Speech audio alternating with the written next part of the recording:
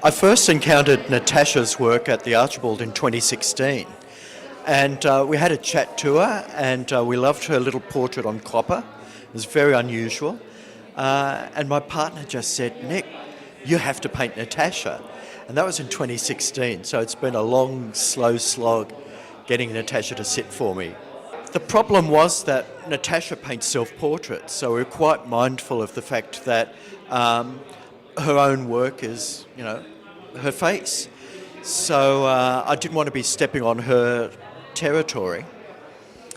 And we ummed and ahed for a while. She never said no, but she never consented. And eventually one day she said, "I've got an answer, I've got a solution." I went, "What?"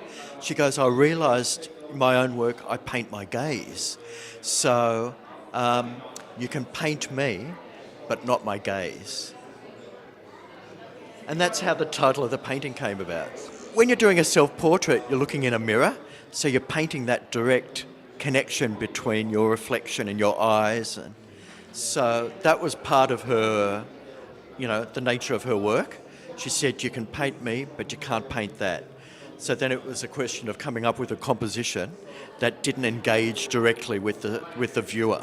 People do sit for the paintings, so people just think that it's some kind of magical photographic process. No, it's a really hard slog, and you build it up slowly with every sitting.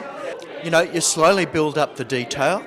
The last sitting, she would give me a full day sitting, and all the final hairs went in, the little veins in her eyelids went in. All of that's painted from life.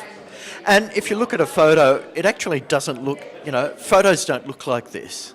It's really interesting because we do look at the semi-finalists and the finalists online, and then when you see the final paintings, they're radically different. So when you're looking at a little image on a phone or on your computer, you're getting a tiny fragment of the real information. You don't see the texture of the paint, you don't see that beautiful detail, the colours are often wrong. Seeing a real painting in the flesh is a radically different prospect. Well, that's why it's really important to have the real sitter there, working from what you see directly.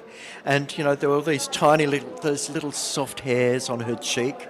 That soft bloom is something that you can only see from life. You can't see it from a photograph. And in fact, it's funny, this morning, I caught someone coming up. They came right up to the painting there, and they thought there was something on the painting. They were about to scratch it off, and it's actually a painted hair. They thought that it was just sitting on the surface of the painting. So it's good when you get that level of realism. What's great about a competition like the Moran Portrait Prize is that a lot of people see the work. You tend to work in isolation, and you've got hundreds of people coming through, every day to see the work. That's terrific exposure.